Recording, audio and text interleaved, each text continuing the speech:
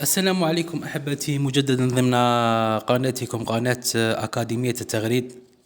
اليوم في درس جديد حول كلمة لاكادونس أو معنى لاكادونس في التغريد الجزائري. هذه الكلمة جد ما نراها ضمن التغريد. يقول لك هذا المقنين يغني بلاكادونس، يقول لك مش عارف انا هذا عنده مقنن عنده لاكادونس، هذا ما عندوش لاكادونس. يبقى المربي دائما يتساءل ماذا نقصد بكلمة لاكادونس. كثير من المربين يجهلون معنى هذه الكلمة وماذا نقصد بها. مقنين يغني بلاكادونس معناتها هذا الحسون يغني بطريقة ونمط متوازن، أي عنده إيقاع متوازن في تسلسل نوتاته. نعطيكم مثال في الأبيات الشعرية.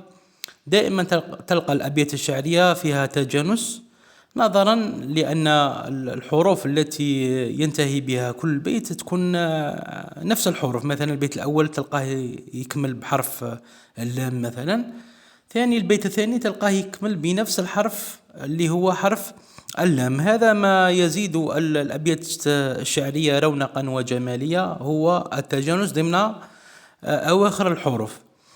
كذلك عند المقنين كان بزاف اللي يغني بلاكادونس. وشكون هو المقنين اللي يغني بلاكادونس؟ هو المقنين اللي تلقاه يغني بالعجنات، يدير لك مجموعة من النوتات المتسلسلة والمترابطة، ولكن نهاية العجنة تلقاه عنده مخرج. وكاين ثاني مقنين اللي يدير لك مجموعة من النوتات ولا فينيسيو تاعو في الباسات تلقاه نفس الباسات ما يتغيرش. تحس بلي هذا المقنين مهما دار نوتات إلا أن يبقى يحافظ على المخرج تاعو، مما يؤدي إلى شغل تلقى رونقا وجمالية ضمن التغريدة تاعو. تلقاه دائما مهما كما يقول لك يغير تلقاه عنده نفس الخاتمة. نقولوا مقنين يغني بلاكادونس بأن المقنين هذا عنده تغريد فيه كما يقول لك متوازن الأداء وبنمط تناسقي. لاكادونس هي عبارة نقولوها على الإيقاع الخاص بالموسيقى دخلوها الناس على التغريد. نحاولوا نشرحكم أكثر ضمن التطبيقي.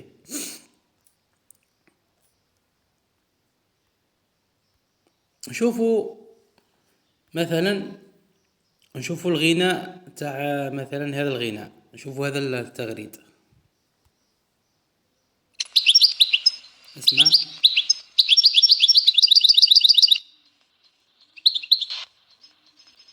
يدير مجموعة من النوتات، شغل راه يطلع يدير في لي مونتي تاعو.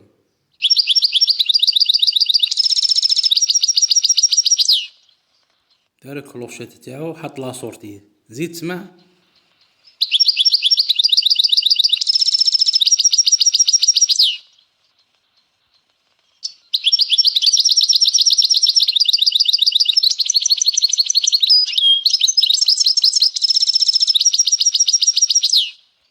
تشوف المناورة اللي راه دارها، دير مجموعة من النوتات المترابطة كيما يقول لك اللي تكون مترابطة فيما بينها. اطلع خدم هذو العجنة، ومن بعدها واش دير الكلوشات وخدم بت بت بت بت بت بت فيه. شغل تصيبو مهما يغير من النسق الخاص بالعجنة تاعو إلا أن المخرج تاعو ما يتغيرش. احنا نقولوا راه يغني بلاكادونس. اسمع،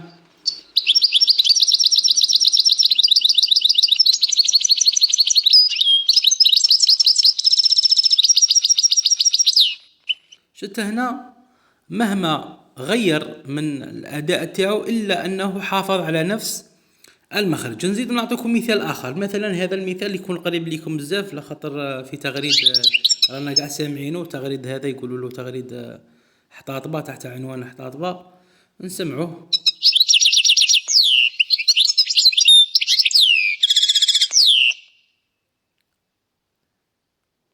هنا اسمع هنايا في ذا المقطع راح يغني بلاكادونس.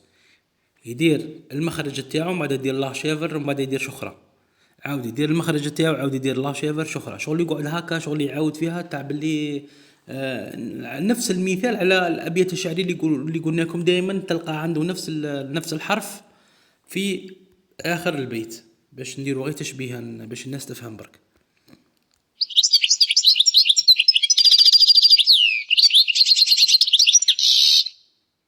شوف كيفاش راح يدير كلوشيت يوطي ومن بعد يخدم لاشيفر تاعو بالشخرة يقعد يعاود فيها.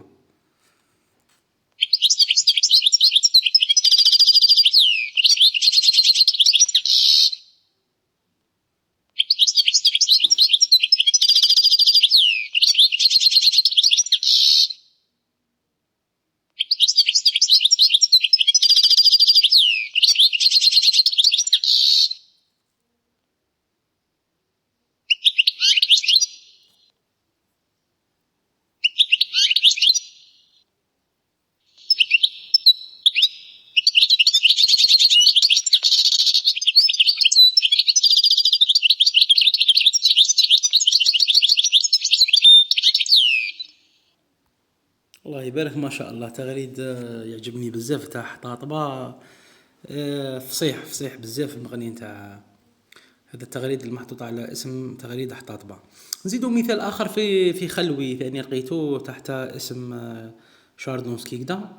نشوفو عجبني ثاني فيه هذا يغني شغل يخدم بالعجنة. وثاني عنده خاصية لاكادونس في التغريدة تاعو يغني بلاكادونس. نسمعوه ثاني باش نزيدو نوضحو الامور.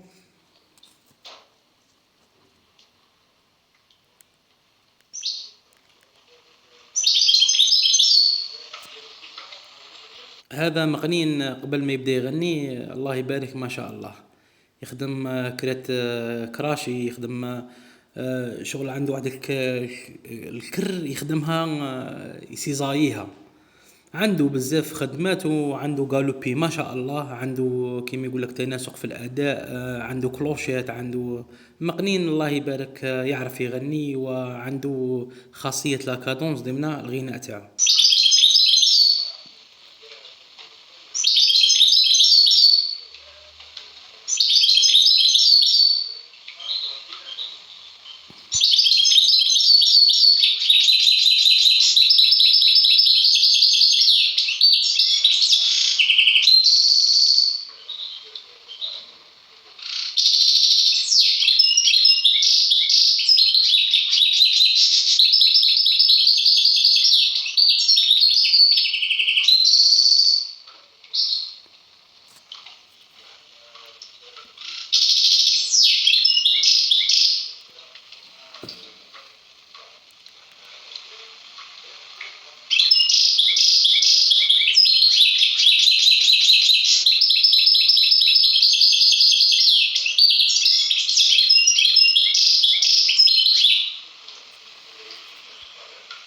كما راكم تلاحظوا فيه مهما يغير من كيما يقول لك من الترابط والخدمات اللي يكون في العجنة الداخل إلا أنه دائما يحافظ على نفس المخرج.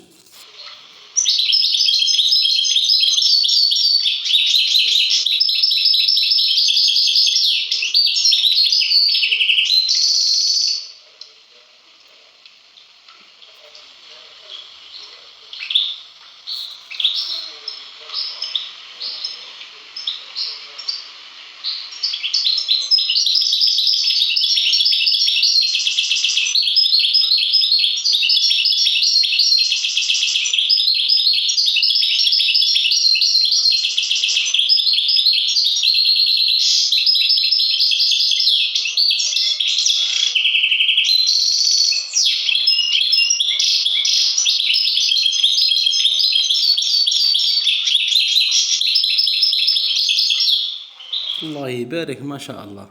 الله يبارك ما شاء الله. خدمة متقونة روعة كيما يقول لك مناورة سفل قاع اجتمعوا كلهم في هذا الأداء.